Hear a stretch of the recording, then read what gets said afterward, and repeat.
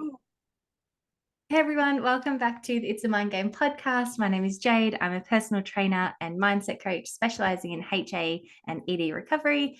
And today I'm joined with the wonderful Elise, who is a fellow personal trainer and HA recovery coach. And you might hear some squiggly sounds because we are also joined by Mr. Ruben, who is a token of HA recovery. Yes, he's really the true star here on this episode, I think. Yes, if you hear some grunting and groaning, it's not me or Elise. Or me. It's nice to know we've grown out of some of those sounds. But life has been hectic for both of us for different reasons. And it led us down the path of talking about what to do when life is a shit show. And we say that with a little bit of tongue in cheek, a little bit humorous. But I think the core of it is one thing we know for sure is life isn't smooth sailing. And we are always going to come across stresses that could be positive, could be negative, and having the skills to know what to do when life feels overwhelming or perhaps it throws you a curveball is probably one of the most beneficial skills we can learn. Now, that being said, life's a shit show, let's say. What do you do to navigate this time? Oh gosh, I don't know whether you've been seeing this on social media, but I saw like for a while there was a big trend of like on an Instagram reel, there was a circle on the screen and it would be like, what's in my control? And then that's Mm. inside the circle. And then outside the circle is what's not in your control. And I think initially I was kind of picturing that in my mind. Okay, well, what is in my control? What can I worry about? What can I manage? And then the things that fall outside of that circle for me were worth letting go of. I think that was initially my first step in terms of dealing with, as you say, this shit show that sometimes life can throw at you. I hate that I'm saying SHIT because I'm not a person to swear at all. But when I suggested it to you the other day, I was like, oh, yeah, I guess it's got a ring to it. And that's how we can feel from time to time. But just to clarify, that shit show again could just be like you are busy work schedule, studying, you've got exams coming up, you're moving house, you're juggling two children. It can be a very positive busy versus an overwhelmed crazy busy. But no, I one of the biggest lessons I learned in my HA recovery was that exact dynamic is going, what's in my control, what's out of it? Because I think a big thing we can get distracted with is occupying ourselves with things that are actually out of our control and just ruminating on it till the cows come home. And it wastes a lot of time, it wastes a lot of emotional energy, but it's very easy to get completely consumed by. So instantly having your old school T-bar graph of what's in my control and what's out is actually incredibly beneficial at identifying what to be moving towards. And then from there, I think breaking down, what do I need to focus on given I only have X amount of time? Because you still might have 10 things on the list that are within your control, but I guarantee that not all 10 need to be done today. What are your thoughts on that? Yes.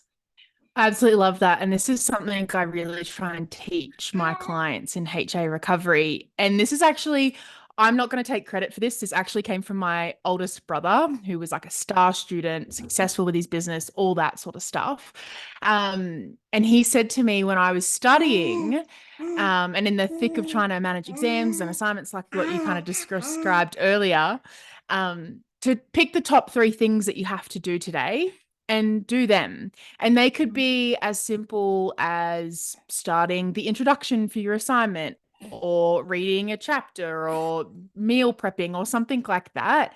And once you've done those top three things, you don't add anything more to that list. You Mm. just get to enjoy whatever time you have left. And I think it really helped me prioritize what was and wasn't important. Because, like you said, you can get in your own head and ruminate and marinate, and things start to feel overwhelming. And you're like, I've got all these things that I have to do.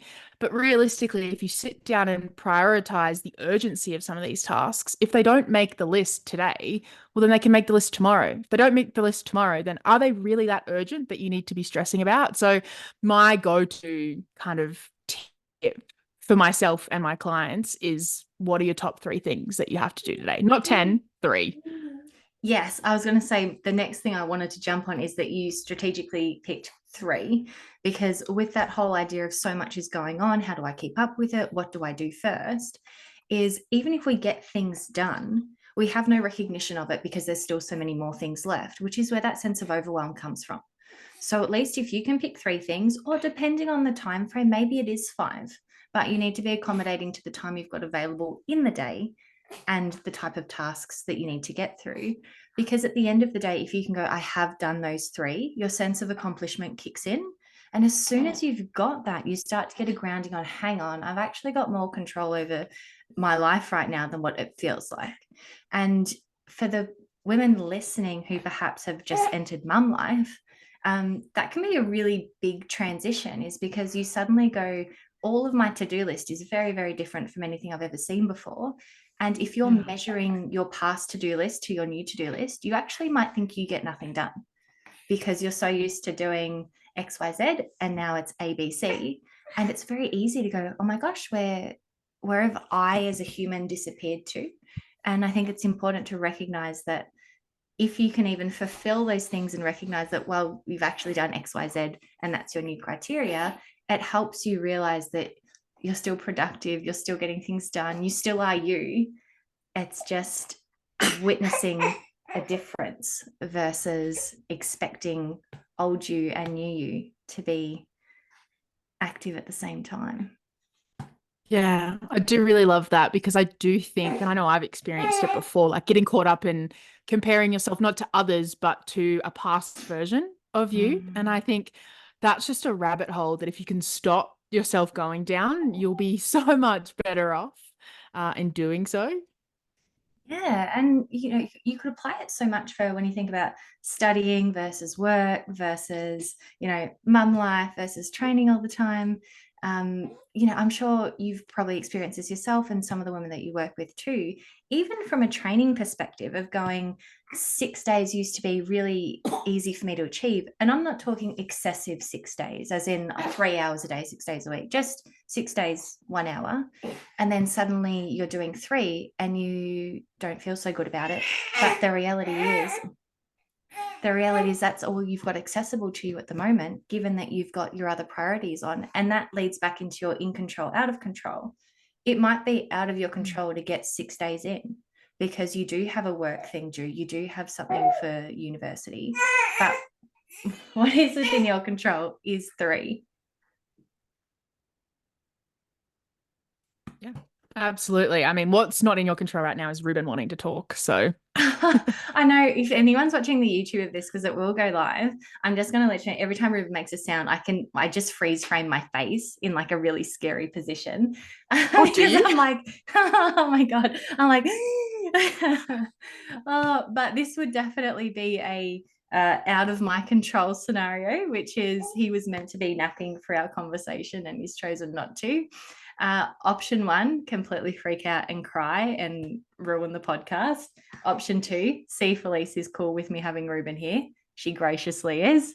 Option three is what's option three? Option three is do Just it roll and with feel it. bad about the quality. But Oh, I still stop. think we're going to get something out of this conversation. But navigating stress is definitely happening right now because my emotions is, oh my goodness, this is not going to plan. Oh, I But think it's a perfect example the of what we're talking about. If irony. things not, yeah, the irony of it, honestly. Like, I think another thing kind of coming back to the conversation of navigating stress, and I know when I share this next experience of mine that I'm very privileged and lucky to be in the position that I am in terms of not having like living at home still and not having to pay rent and all those kind of other life expenses that other people do is I had to kind of weigh up my options of my work-life balance. And I had been with my local F45 for almost 3 years. And while I loved my role there, the job and the hours and kind of the split shift style of it just wasn't really serving me anymore. And I think it took a little while for me to actually build up the courage to step back because there's always that part of me that's a people pleaser that doesn't want to disappoint anyone. And I actually had a conversation with my mum about this morning is like, you know, I didn't want to let anyone else down by stepping away as my role at F45. But if I continued to go down the path I was going on in terms of my physical, mental, and emotional well-being and not taking recognition of that and making changes, I was going to let myself down. That's the only person I would be letting myself down. So I know I say that with a lot of privilege and luck with the fact that I can actually pull back from that avenue of income. I do have other sources of income, obviously, but that was my main source of income. So I am lucky in that regard. And obviously, not everyone's going to be able to just hand in their resignation when things get tough. But that was one thing that definitely helped ease a lot of the pressure that I was putting on myself to get through, this up and down time of my life. I do like that as an example though, because again, it falls into that in control, out of my control. Because even though you can say, yes, I was in a position that I could give up that role and everything was okay, the alternative is, even if you're not in the position to give up that role, there is always a way out. So that could have Mm. been you going, okay, I've actually reached the point where I am doing this for everybody else and not me. I can't just leave, but I need to supplement this income because I don't want it coming from this source anymore. So even with that strategy, sometimes it's not about an impulsive decision or something on the spot. It's going, Mm. okay, either way, I know I can't sustain this any longer. I will do it for as long as I need to, but what's my option B or C? And that could be going to seek, redoing your resume, talking to friends and family who are business owners. Can I pick up some casual hours? Um, Often it's so easy to think we're stuck because we're so stressed that it's hard to make the cogs turn, that we kind of blindside ourselves unintentionally. And I guess for anyone listening who perhaps might be going, yeah, but I can't change this and I can't change that, I'd really invite you to even give yourself a hypothetical of, Mm. let's just pretend there was something else. What could it be? And it's going to be like a really extreme statement, but I heard something, I don't know if it was on a podcast or if it was something I read, but it was along the lines of, if you had a gun at your head, right? And technically, you know, bullet versus human, not good odds. But you wouldn't just stand there and take it. Like, you would try and run, you would try and move out the way. I don't know, maybe find a shield. You'd try and do something. And again, extreme example. But if you're sitting in a situation where you know it's not serving you, don't just take it, right? And again, Mm. bullet, very extreme. But you don't just take it. Like, you try and run, you try and defend yourself, you try and do something to change the position that you're in. And where we are really lucky with the internet, that the coaches that are available to us all around the world, online, in person, Yeah. sometimes it's a matter of research. Maybe you don't know the options that are available to you. And then you fall back into your in your control, out of your control, because now that you know your options, you can go, okay, I can't do this today, but you know what? In 30 or 60 days' time, perhaps I can. And then you've created a whole new reality for yourself just Mm. by giving yourself some space that could have started from a hypothetical. Let's pretend dad's brother's shop has a position available. You know, Mm. could I go work there for a couple of hours? Yeah. And I think what you're saying is really important in terms of there's always options, but we can back ourselves into a corner and mentally back ourselves into a corner and feel like this is the only option we have. But like you just described, sometimes you just need to redirect your path, and that is something that's absolutely within your control, is redirecting which way you want to go. Maybe it's, taking an online class, or going, if it's possible, going back to school, or just furthering your knowledge in something that you really enjoy and that benefits you, and then seeing what comes from that as well. Like, if it wasn't for HA recovery, I wouldn't be doing what I'm doing right now. Did I see this happening 4 or 5 years ago? Absolutely not, but I found something that I really enjoyed and I was passionate about, and I was able and lucky to have the opportunity to redirect my study to help with that and progress further into that career space. Yeah. And I can't help but think that we then delve into identity shifts. Because when you're thinking of Mm. options available to you, it could be, but I'm the PT, so I have to pick up another PT job, and all PT jobs have similar hours, right? It's the before Yeah. work, it's the after work. And what if you didn't have to take on that identity? What if you took Mm. on the identity of a receptionist or a corporate or I don't know, a retail assistant, right? Because Yeah. sometimes that is where we're cutting ourselves off at the knees, is thinking that the change that needs to be had needs to fall in the same lane. I hope that Yeah, makes as much sense absolutely. as it did in my head. But sometimes our yeah, our resources need to be in a different lane, and that's kind of the exciting part.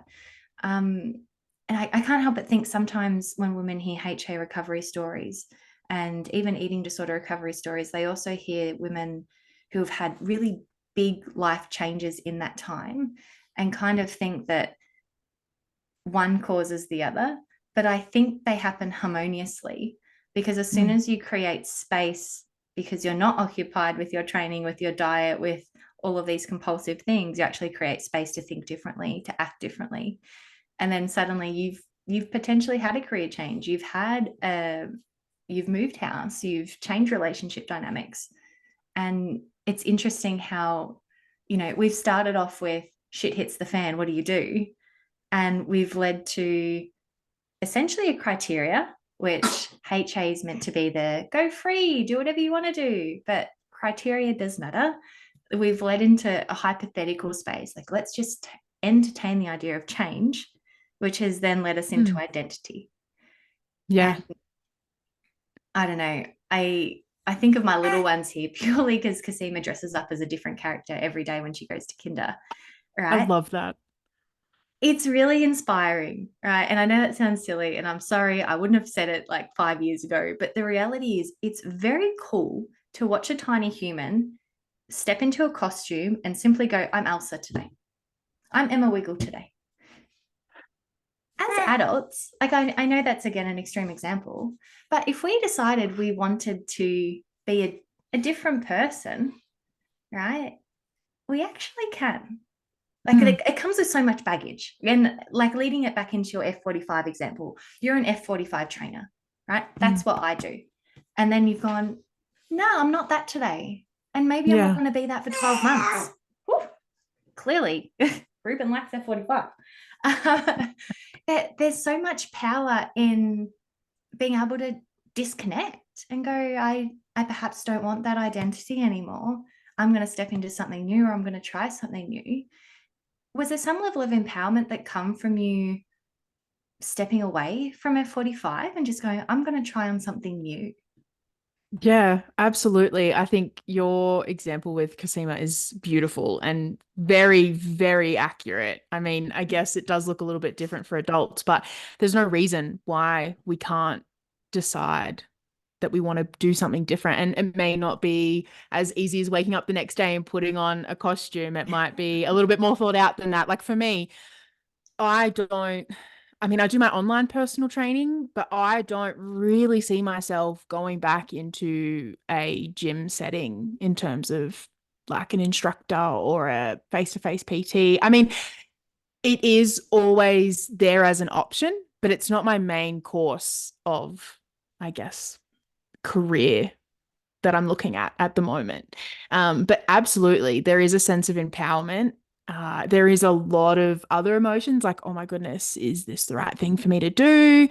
Um, did I make this decision too quickly? All those sorts of things, which is obviously so normal. But I think for me, I've now been away from F45 for a month and I I'm enjoying not having to do as much work and having, like as even though I'm not working as much, I'm still just as busy. Like I think I'm actually busier because I have more time to dedicate to other things. And obviously there's a lot of other things happening in my life, like moving and not knowing where I'm living yet and that sort of stuff. But yeah, like it's opened up so much more room for me to do things that I enjoy. And I do feel like I definitely took the time to really think about, okay, is this the right like it wasn't just an overnight decision. It was probably 2, 3 months in the making of like, okay, I definitely think I'm kind of getting towards the end of my journey here with F45, and also doing it a way where I didn't burn any bridges. So if I ever wanted to come back or needed to pick up some shifts or just, I mean, I still go in and do a couple odd classes every now and then. And, they're happy for me to do that just because I was essentially part of the furniture. Um, so yeah, in a long roundabout way, I definitely had a sense of empowerment along with many other emotions. Can I ask, because I feel like, HA links into everything. When we do that sort of audit, we are going to have like no baby sounds now. Ruben's decided to fall asleep. We're clearly very boring. Um, when I reach moments of, is this right for me? Should I do it? What's the outcome going to be? I find it comforting to go back to other scenarios where I felt the same way at the start, and I guess build confidence from going that regardless of the outcome, is that every time I've pursued something that I wasn't uncertain of, there was always a lesson in it, and I always ended up okay. Because I don't really want to paint the picture that every time you try something new, it's always going to be rainbows. Because the thing is, we might try something new and go, that was a disaster. But I have learned something about myself. I won't make that choice again. I've gained knowledge. I don't know, maybe even learnt something about a friend that I needed to know. So many different avenues you could apply that to. But knowing that you've had so many circles or rotations of this dynamic in your timeline, to have that courage to go, I've actually been in a position before where the unknown frightens me and I don't know if it's a good choice, but I've lent in anyway and everything's been okay. Did you ever have thoughts like that when you're making that sort of F40, let's just call it the F45 Yeah. decision? Because even how you covered I haven't burnt any bridges, like that's a really important part of the decision that you made, was going, okay, well, how do I do this in a way that everyone's happy? Does that mean that I give a 1 month notice instead of 2 weeks? Does it mean that I give them 6 weeks notice instead of, there's ways to sustain relationships, even though there's a different change occurring. What was that like for you? Because it sounds like it was quite a big decision, you stepping away.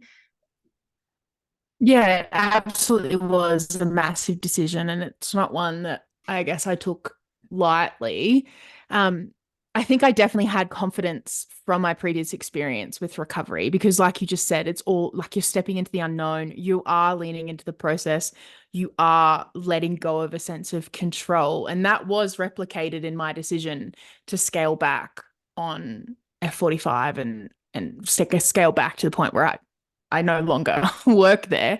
Um, yeah, like it definitely played into that. I think also something that I take away from recovery and my experience with HA, my eating disorder, is that if I don't listen to my body when it's giving me signals, it will do something that makes me listen. Mm. For example, a HA example, I was overtraining, I wasn't fueling enough, my period went missing, I was living in a state of low energy availability and all that comes with that.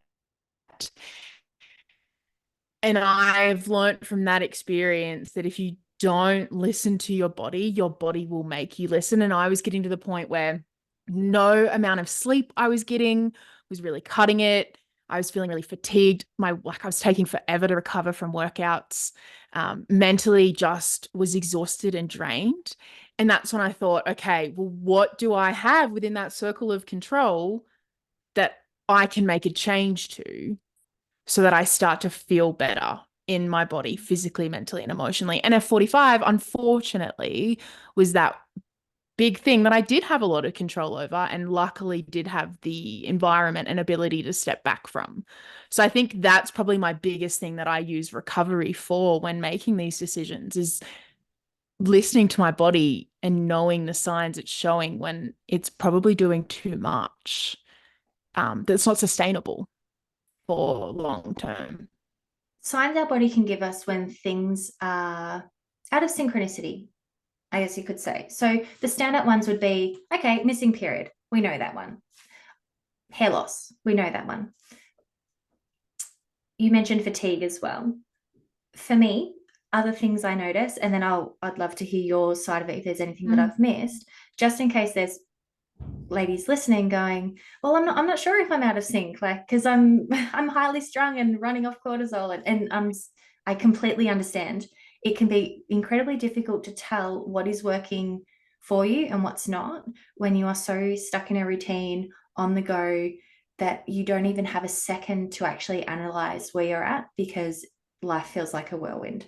So empathy Yeah. with you right now if you're listening to this going, hey, this all sounds good and great. What's in my control? What's out? But I don't even know what's going on right now. I just keep going, going, going, going, going. Things I notice when I'm, you could even say not present, because I think when you're really Mm. overrun and in autopilot, that's probably what I'm looking for. When you're just in autopilot, one, that feeling is a sign something's out. Is if you Mm. can't be present, everything is just Yeah. in routine to the point that you're not witnessing it anymore. And that could be you drive home from work and you're not sure how you got home, you just know that you did.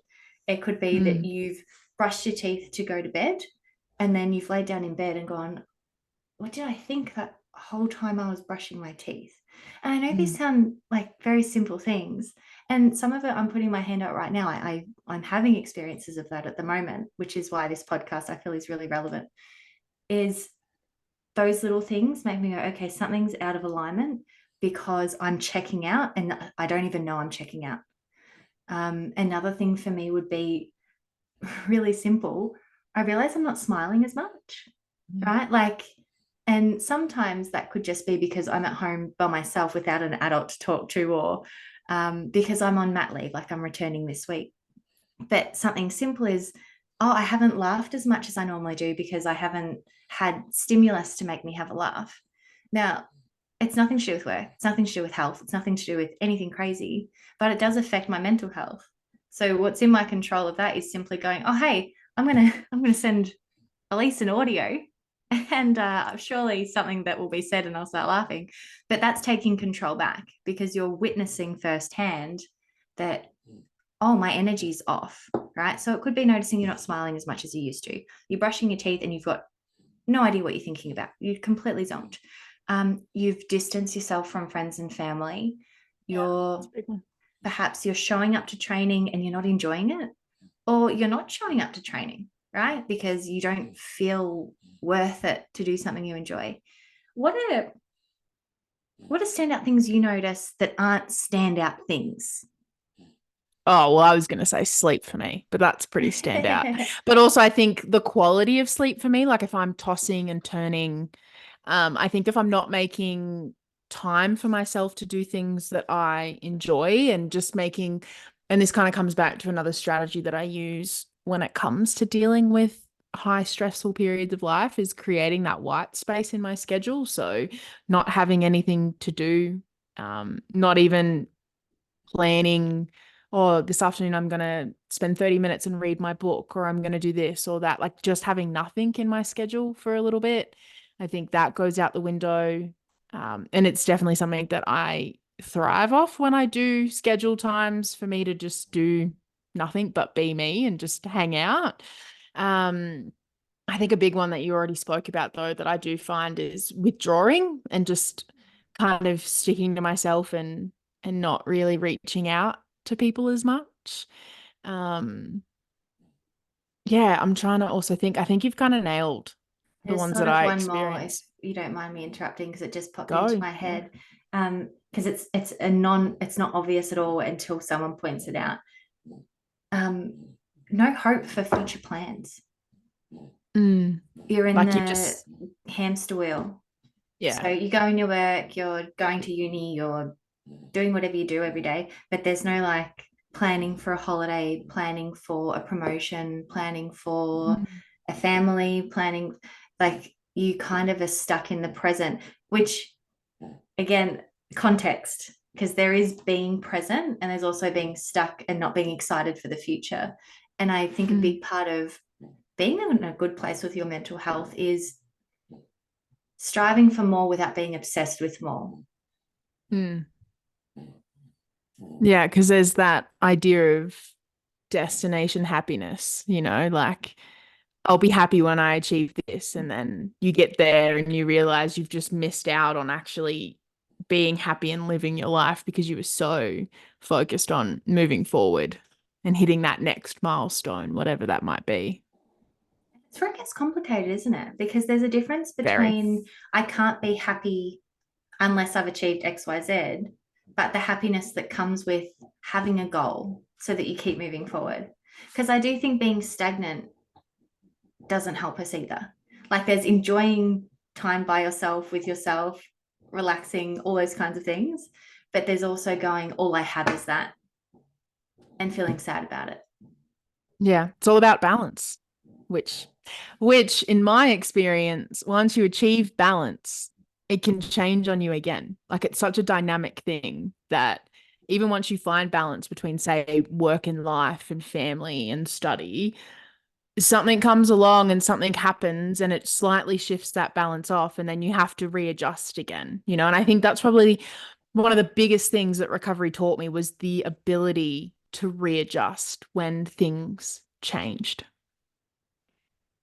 I was giggling as I was making a coffee yesterday, right? Because it is to your point of balance, but more identity. I'm like, I feel like my life is a constant, I find myself, I lose myself, I find myself. Right. And it kind of, it could sound depressing to the wrong person, but I don't mean it in that way at all. But as in, No. there's a skill with knowing that you find balance, something will throw the balance off, and then the game of life, I guess, is to find the balance, only to lose it, only to find it, only to lose it, because with those comes like a new world, I guess, like new things open up to you, and even on the identity front, there's that like my timeline of losing my identity, finding it was, I found myself as a gymnast and then I lost myself when I had to stop. And I found myself as a bodybuilder and then I lost myself when I had to stop. And then I found Mm. myself when I got my period back. And then I lost myself in motherhood. And I say that in the most positive way possible. I love being a Yeah. mom. I love my kids, but man, it's it's challenging in a way that you don't know until you're in it, and then you find yourself, and then like another baby, it throws a curveball, and then you find yourself again. Hence the giggle when I was making the coffee, because I'm like, maybe this is what life is. Like it's so easy to go at 18 or 20, I'm this person, and it could be just a thing that we do in our youth, only to realize that perhaps the joy in life is making sure that you continue to recreate yourself. And the beauty is that every couple of years things will go out of balance, your identity will shift. And that's the best part. Because that was a giggling part of this thought while I was making my coffee, is that okay, I keep going through this rotating door of identity shifts, but it's fun. Mm. Something great happens every time. Yeah, absolutely. And I think you've just nailed it on the head. With that's the whole point of life is finding yourself, losing yourself, finding yourself, recreating what you want out of Recreating. life and Perfect. being okay, like being okay that what you wanted 5 years ago is not what you want today, and what you want today might not be what you want a year from now, and giving yourself the flexibility and the grace to have those changes.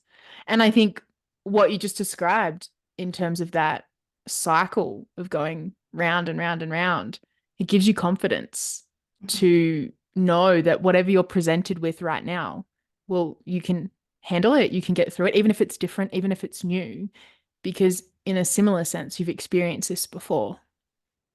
Absolutely. And it's a conversation I have a lot, that I think confidence is misunderstood.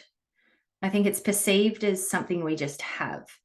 But I actually think confidence comes from more of a data collection process where it's like, I've done this, I survived it, everything's going to be okay, versus trusting it's going to be okay. Or I've tackled this on, I got through it, everything's okay. You can apply it to relationships, you can apply it to training, you can apply it to school, you can apply it to work. I think I like the relationship example because it's easier to define. And when I say relationship, most of us have had our first love, our first heartbreak, and it hurts. Like that Mm. first boyfriend, girlfriend, whoever, and you break up. Oh my gosh, those are intense emotions. Like we've all been there. I'm not even going to describe it anymore. It hurts, Yeah. right? And then you get another boyfriend, girlfriend, whoever, and then perhaps you have another breakup and it really hurts. And you go, you know what? I felt this pain before and it sucks, but I get through it. I get through it. It's going to be okay. And then perhaps that third relationship is the love of your life and you get happily married and live on. But the confidence of getting through the breakup doesn't come from, I just trust I will. It comes from the fact that you've gotten through it once before. Mm. Or perhaps you've heard the stories of someone who goes, oh, yes, they broke my heart and it's awful, but it'll be okay. What are your thoughts on that? That confidence perhaps is more evidence collection than what it is trust.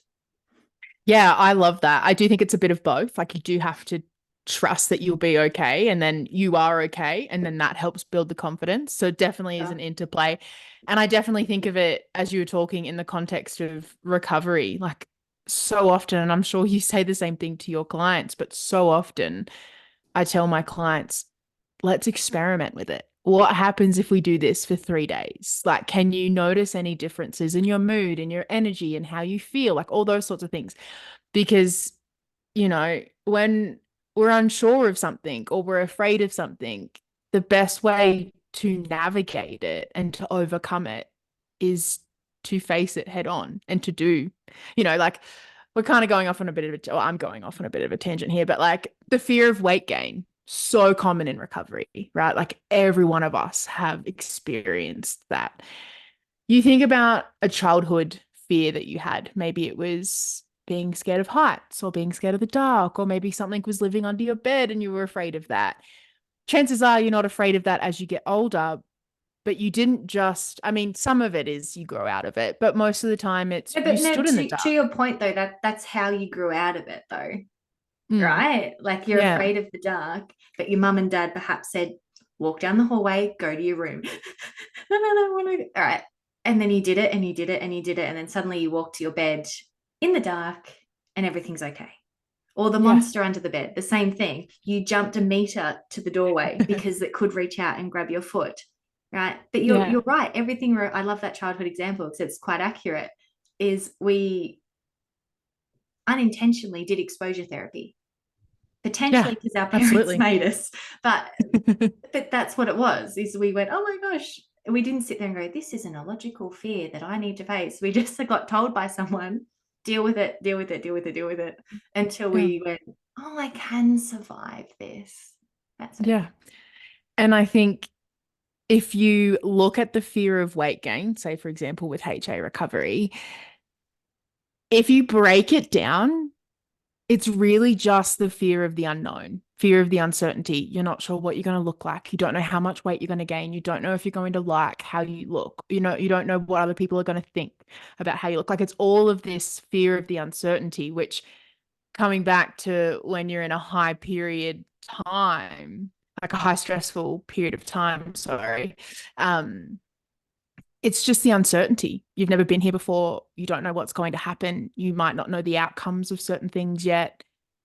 But if you look at how you've dealt with uncertainty in the past, again, comes back to that circle of what's in my control, what's out of my control, confidence from previous experiences, trust in previous experiences. And sometimes that's enough to kind of sit and reflect on. I know I've definitely done that, like sit and reflected on that, journaled about it. And sometimes that's enough just to help navigate that stressful period. I would love to tee up the fear of weight gain to our in control, out of control as a way to wrap up this episode because I feel like Mm, we've gone on this beautiful spiral of chats. And love it. if you're open to it, we're going to book in many more podcasts because I love our chats. Um, but fear of weight gain, right? As you said, hits all of us. And in all honesty, even if you haven't had HA, diet culture, perception of others, a lot of people are afraid of weight gain. Very common. But Mhm. when we look at in our control, out of our control, it still applies because fear of weight gain often in HA recovery is I'm going to wake up an elephant tomorrow, right? Realistically, weight gain in HA recovery is quite gradual, and it actually is in our control. The emotions make it feel like it's not, but the reality is if you're conscious with how you're increasing your food intake, you'll be very aware of how your body's responding. So the idea that I'm going to wake up an elephant tomorrow, well, one, that's really hard to achieve, like really, really hard. You'd actually have to, even if you ate all day long, you still wouldn't wake up the way you perceive you're going to wake up. Mm. But perhaps your in control step forward is adding an egg to your breakfast, just one egg, right? You've got the confidence of knowing that that amount of calories or that amount of food won't turn you into an elephant. It won't make you feel bloated, but you know it's still a helpful step forward that's going to build your confidence, collect the data that everything's going to be okay, right? So now you go from being like, I'm terrified I'm going to wake up like this to going, hang on, I know lots about food because everyone listening knows lots about food. That's what we know for sure, right? I know that adding in one egg, I'm going to be okay. So, inviting in curiosity, let's try it for 3 days and see what happens, right? You do it, you have a bit of an order in 3 days' time. Did what I predict was going to happen actually happen? Yes or no? And if it's a no, then you might go, I'll continue on. I might add in a piece of chicken. I might add some rice, whatever it is. If it's a yes, right? Because some of you will listen and go, but what about? And I hear you because it's a scary time. I get it. But if it's a yes, you've also got the power to go, I don't want to have the egg anymore. I want to try something else, right? Obviously, I'm going to advocate for keeping the egg in because if you're in HA recovery, your body needs the fuel. But you have so much more power than what you feel like you have when it Mm. comes to your steps forward in recovery. Hands down, it's just a matter of you identifying them and going, even if I try something, I still have the power to pull back if I want to, right? Not saying you have to or you should, but just the options there. And often that's really comforting. You can try something for a couple of days, and if you don't like it, you can redirect your path. It's Mm. okay. What are your thoughts on that? Yeah, no, I agree. And I think something that helped me get through recovery was knowing that, well, if this doesn't work and I really hate everything that happens to me physically, mentally, and emotionally, well, I know how to go back in the other direction. Like I'm very good at that. I know that for sure, you know. And I think it gives you an out to I would go to say 99.9% of times people don't need that out, but just having it there It's comforting. doesn't It's make, really comforting. yeah, absolutely. Like no one is holding you to recovery, you Mhm. know? But if you experiment with it and you start to see all of these other positive effects of pursuing recovery, well, you're just reconfirming that this is actually something that I want to do. And it's gradual, absolutely gradual. And it is that exposure to that discomfort and the unknown that keeps you moving forward. I love it. I think that's a wonderful way for us to finish off the podcast is when life is a shit show, you always have power. It's just about finding where the power is and how to go about it, right? Whether that be life chaos, fear of weight gain, fear of food, there's so many avenues that applies to. And I guess my only hope is that by listening to this podcast at the end of it, that perhaps you do an audit on where you're at in life right now. Because perhaps even if you think you're thriving, there still could be wiggle room for improvement. And if you feel like you're not thriving, here is your sign to investigate what it would take for you to thrive. Elise, it's been a long time. I haven't spoken to you, goodness, I can't remember Wow. back when. Such a long time. But every time I chat to you, I feel like I saw you yesterday over coffee. Um, Thank you so much for being here. If anyone listening wants to find you, where can they find you? You can find me at your period PT on Instagram. Amazing. Ladies, reach out to Elise and have a chat. Thanks so much for being here. Please subscribe to the podcast or the YouTube channel, and we will see you in the next one. Bye for now.